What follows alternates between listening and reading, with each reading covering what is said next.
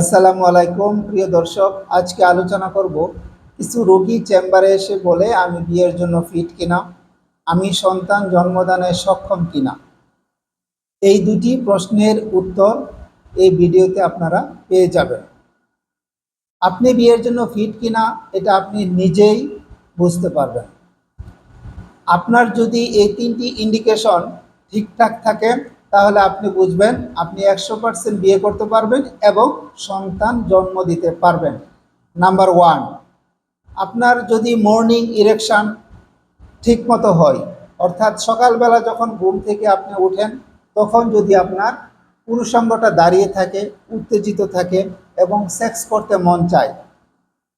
Number two, আপনার testosterone level 300 থেকে 1000 nanogram পার ডেসিলিটারের ভিতরে থাকে।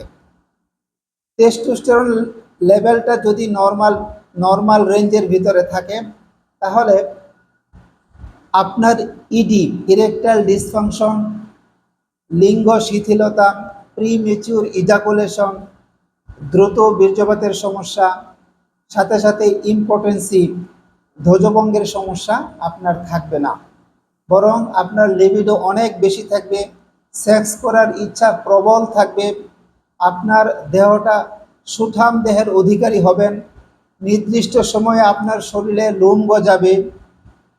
নাম্বার থ্রি, সিমেন অ্যানালাইসিস পরীক্ষা যদি মর্টালিটি রেট ঠিক থাকে, অর্থাৎ আপনার বীর্য নিয়ে পরীক্ষা করা হবে, সেখানে আপনার বীর্যের যে স্বাস্থ্য এটা যদি ঠিক থাকে এবং স্পার্ম মর্টালিটি অর্থাৎ শুক্রাণুর গতিশীলতা বা চলাফেরা এটা যদি ঠিক থাকে তাহলে আপনি 100% ফিট এবং সন্তান জন্মদানে সক্ষম।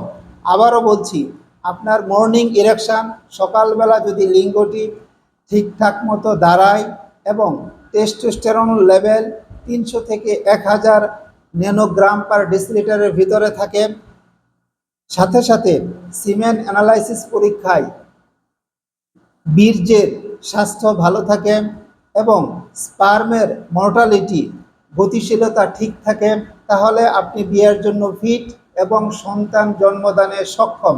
এতে কোনো সন্দেহ নেই, যদি আল্লাহ চাহে। ভিডিওটি কেমন লাগলো সবাই জানাবেন। সবাই ভালো থাকবেন।